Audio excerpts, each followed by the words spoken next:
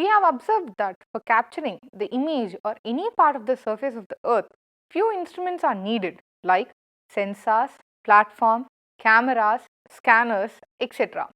These all instruments help is data acquiring in the remote sensing.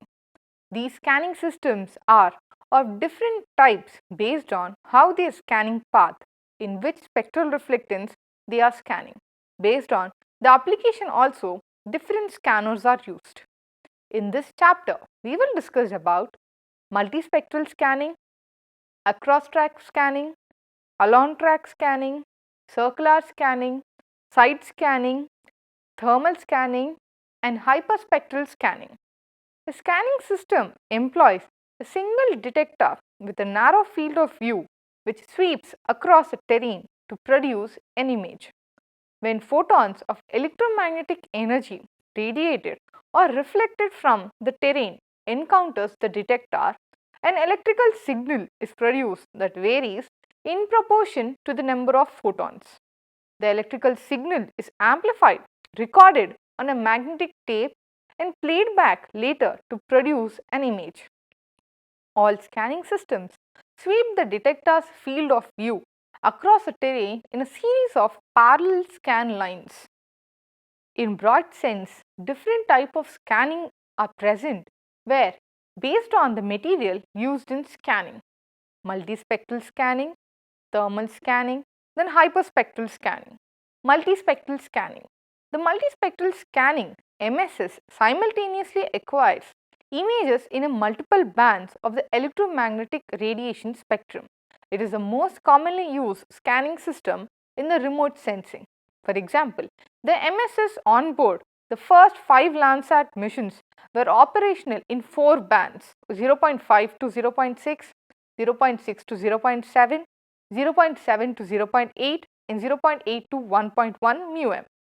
Similarly, IRS LIS-3 sensors operate in 4 bands, 3 in the visible and NRI regions and 1 in the MIR region of the electromagnetic spectrum. The spectral reflectance of these features differ in different wavelength bands. Features are identified from the image by comparing their responses over different distinct spectral bands. Broad classes such as water and vegetation can be easily separated using the very broad wavelength ranges like visible and near infrared. However, for more specific classes, that is like for using the vegetation type, rock classification, etc., much finer wavelength ranges and hence finer spectral resolution are required. Multiband imaging employs the selective sensing of the energy reflected in multiple wavelength bands in the range of 0.3 to 0.9 μm. Generally, broad bands are used in multiband imaging. Multispectral scanners operate using the same principle. However, using more number of narrower bands in a wide range vary from 0.3 to approximately 14 μm. Thus, the multispectral scanners operate in the visible, near infrared, middle infrared and thermal infrared regions of an electromagnetic radiation spectrum. Types of scanning modes. There are 4 common scanning modes that are being present: across-track scanning, along-track scanning, circular scanning and side scanning. Across-track scanning. The widely used cross-track scanning systems employ a faceted mirror that is rotated by an electric motor with horizontal axis of rotation aligned parallel with the flight direction. The mirror sweeps across the terrain in a pattern of parallel lines oriented normally perpendicularly to the flight direction. Energy radiated or reflected from the ground is focused onto the detector by secondary mirrors. Across-track scanners is also known as whisk broom scanners. In across-track scanning, rotating or oscillating mirrors are used to scan the terrain in a series of lines called scan lines, which are at right angles to the flight lines. As the aircraft or platform moves forward, the successive lines are scanned, giving a series of contiguous narrow strips. The scanner thus continuously measures the energy from one side to the other side of the platform, and thus a two-dimensional image is generated. The incoming reflected or emitted radiation is separated into several thermal and non-thermal wavelength components using a dichromatic grating and prism. An array of electro-optical detectors, each having a peak spectral sensitivity in a specific wavelength band, is used to measure each wavelength band separately. The angular resolving power of a detector measured in milliradian determines the IFOV of the detector. The detector with the IFOV of 1 m radars at an altitude of 10 kilometers has a ground resolution cell of 10 by 10 meters. The angular field of view is a portion of the mirror sweep measured in degrees that is recorded as a scan line. The angular field of view and the altitude of the system determines the ground swath, which is the width of the terrain strip represented by the image. The ground swath is calculated as ground swath. The distance between the scanner and the terrain is greater at the margins of the ground swath than at its center. As a result, the ground resolution cells are larger towards the margin than at the center, which results in geometric distortion characteristic of cross-track scanner images. At high altitude of length of time, the scanner sees the ground resolution cell is called the dwell time within the system instantaneous field of view IFOV. The total angle along a scan line or swath is termed as field of view. The IFOV is normally expressed as a cone angle beta, within which the incident energy is focused on the detector. The radiance of all the land cover types or features included in the IFOV at any given instant will be recorded by the detector. Thus, a pixel typically contains the radiance of a single land cover type and the multiple land cover types termed as pure pixel and mixed pixels respectively. For a cross-track scanner, the dwell time is determined by the detector IFOV and by the velocity at which the scan mirror sweeps the IFOV across the terrain. A high scanner speed relatives to the ground speed is required to prevent gaps between the adjacent scan lines. The short dwell time of across-track scanners imposes constraint on the other factors that determine signal strength. For example, the IFOV and the spectral bandwidth must be large enough to produce a signal of enough strength to overcome the inherent electronic noise of the system. The signal to noise ratio must be sufficiently high for the signal to be recognizable. The MSS and the thematic mapper of Landsat and AVHRR of NOAA are the examples of optical mechanical scanners. Along track scanning systems. Along track scanners are also known as the push broom scanners. Along track scanners also use the forward motion of the platform to record successive scan lines and build up a two-dimensional image perpendicular to the flight direction. However, along track scanners do not use any scanning mirrors. Instead, a linear array of detectors is used to simultaneously record the energy received from the multiple ground resolution cells along the scan line. This linear array typically consists of a numerous charged coupled devices CCDs. A single array may contain more than 10,000 individual detectors.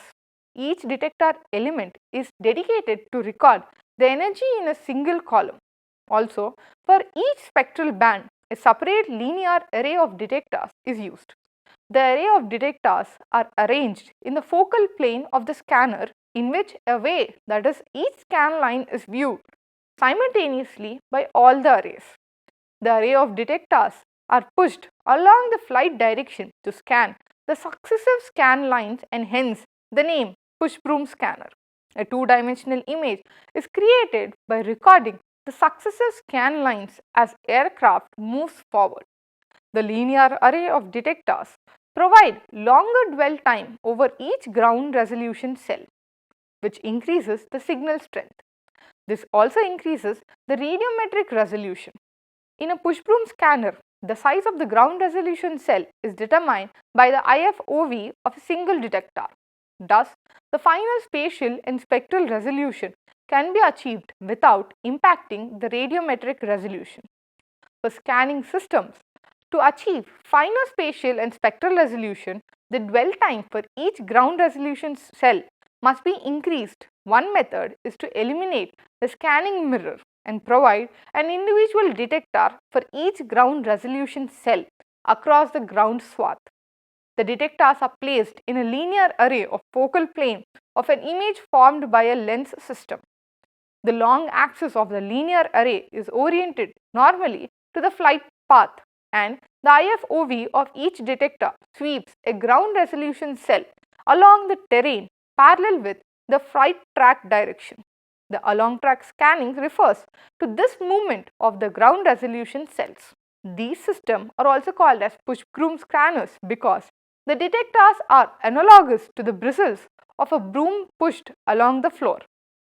For along track scanners, the dwell time of the ground resolution cell is determined by the ground velocity. The increased dwell time allows two improvements. Detectors can have smaller IFOVs which provide the finer spatial resolution. Detectors can have a narrower spectral bandwidth which provides the spectral resolution. However, there is a distinct difference between the along track and across track systems in the manner in which each scan line is recorded. In an along track system, there is a mechanical scanning mirror for pixel by pixel scanning along the swath direction. Instead of a mechanical scanning mirror, a linear array of detector is used in along track scanning system. Scan the whole swath. Linear array typically consists of the numerously charged coupled devices CCDs positioned end to end. Each detector element of an array measures the radiance for a single ground resolution cell.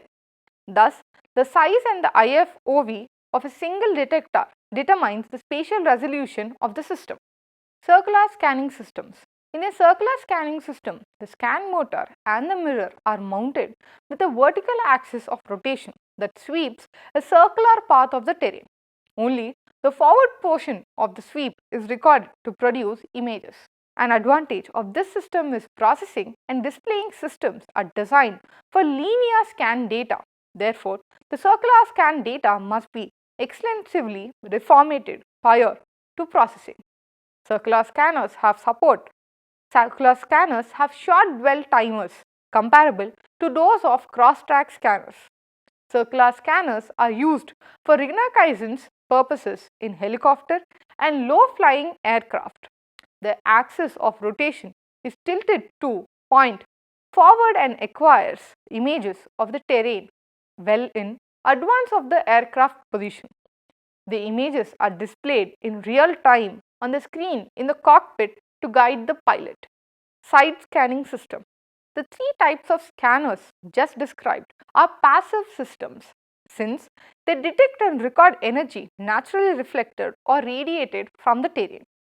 Active systems which provide their own source of energy operate primarily in the side scanning mode. The example is a radar system that transmits pulse of a microwave energy to one side of the flight path, that is the range direction, and records the energy scattered from the terrain back to the antenna. Another system is side scanning sonar, which transmits the pulse of sonic energy in the ocean to map the bathymetric features. Thermal scanner. The thermal scanner is a special kind of across-track multispectral scanner which senses the energy in the thermal wavelength range of electromagnetic radiation spectrum. The thermal infrared radiation refers to the electromagnetic waves with wavelength 3 to 14 μm. The atmosphere absorbs much of the energy in the wavelength ranging from 5 to 8 μm. Due to the atmospheric effects, the thermal scanners are generally restricted to 3 to 5 μm and 8 to 14 μm wavelength ranges. The Advanced Spaceborne Thermal Emission and Reflectance Radiometer (ASTER) on board of Terra TIMS, developed jointly by NASA JPL and the Daedalus Corporation, are some of the examples. as the data is used to create detailed map of the land surface temperature, reflectance and elevation. The TIMS is used as an airborne geologic remote sensing tool to acquire mineral signatures to discriminate minerals like silicate and carbonate. Since the energy received at the sensor decreases as the wavelength increases, larger IFOVs are generally used in thermal sensor to ensure that enough energy reaches the detector for reliable measurement.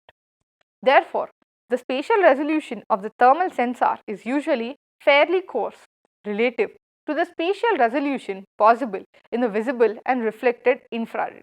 However, due to the relativity, long wavelength atmospheric scattering is minimal in thermal scanning. Also, since the reflected solar radiation is not measured, the thermal scanning it can be operated both day and night times. Principles involved in the thermal scanning. In the thermal scanning, the energy radiated from the land surface is measured using the thermal sensor. The thermal emission is a portion of internal energy of the surface that is transformed into radiation energy. The radiation from a black body and a real materials. A black body is a hypothetically ideal radiator that totally absorbs and re-emits all energy instant upon it. Emissivity is the factor used to represent the radiance existence of a material compared to that of a black body. An ideal black body, the body which transforms all internal energy into radiation energy, has emissivity equal to 1. The emissivity of real surface ranges from 0 to 1. The emissivity of a material varies with the wavelength, the viewing angle, the temperature. If the emissivity of the material varies with wavelength, it is called the selective radiator. If the material has constant emissivity, which is less than 1, in all the wavelengths, it is called a grey body. In the thermal scanning, the radiant energy from the surface is measured. According to the Stephen-Boltzmann law, the radiation existence from a black body is given by where pi is called the Stephen-Boltzmann's constant is 5.6697 into 10 to the power of minus 8 W meter. The T is the temperature of the black body. The thermal sensor record the radiant energy M from the surface. Thus, if we know the emissivity, we can determine the real surface temperature. But in general, in satellite remote sensing, the target features are unknown and hence are their emissivities. In such cases, the bright temperatures of the surface is determined, which is the surface temperature if that were a black body. Thermal imaging. With the thermal energy sensing, typically quantum or photon detectors containing electrically charged carriers are used. The principle behind the thermal scanning is the direct relationship between the photons of radiation falling on the detector and the energy levels of the electrical charged carriers. Some of the commonly used detectors are the mercury doped germanium, which is sensitive in the range of 3 to 14 μm, indium antimonide, sensitivity in the range 3 to 5 μm, and mercury cadmium telluride, sensitivity in the region 8 to 14 μm. A thermal scanner image, also known as thermogram, is a pictorial representation of the detector's response on a line-by-line basis. Thus, area having higher radiant or the brightness temperatures are displayed as lighter tones in the image. Most of the thermal scanning operations in geological and water resource studies are qualitative in nature, wherein only the relative difference in the radiant temperature are obtained. Information about the temperature extremes, heating and cooling rates are used to interpret the type and conditions of the object. For example, water reaches the maximum temperature slower than rocks or soils, and therefore the terrain temperatures are normally higher than the water temperatures during the daytime and lower during the night time. Some of the important applications of thermal remote sensing image are the geological studies, determining the rock type and structures, soil mapping, soil moisture studies, study of evapotranspiration in vegetation, detection of heat losses in the buildings, detection of damages of the stream pipelines and caliducts, detection of the subsurface fires, hyperspectral sensors. The hyperspectral sensors, also known as imaging spectrometers, are instruments that acquire images in several narrow, contiguous spectral bands in visible, near infrared and middle infrared and thermal infrared regions of the electromagnetic radiation spectrum. Hyperspectral sensors may be along track or across track. A typical hyperspectral scanner records more than 100 bands and thus enables the construction of a continuous reflectance spectrum for each pixel. For example, the Hyperon sensor on board of NASA's EO-1 satellite images the Earth's surface in 220 continuous spectral bands covering the range from 400 nanometers to 2.5 μm at a ground resolution of 30 meters. The EMRC sensor developed by JPL contains 4 spectrometers with a total of 224 individual CCD detectors, each with a spectral resolution of 10 nanometers and a spatial resolution of 20 meters. From the data acquired in multiple contiguous bands, the spectral curve for any pixel can be calculated that may correspond to the extent ground features, depending on whether the pixel is pure feature class or the composition of more than one feature class. The resulting plot will be either a definitive curve of a pure feature or a composite curve containing contributions from the several features. The spectral curves of the pixel are compared with the existing spectral library to identify the targets. All pixels whose spectra match the target spectrum to specify level of confidence are marked as potential targets. The hyperspectral EMRC image of a San Juan Valley of Colorado is shown where the spectral curves for the different crop classes generated using the reflectance from the multiple bands of the EMRC image. The spectral curve generated from the image are used to identify the vegetation or the crop type in the circular fields and are verified with the ground data.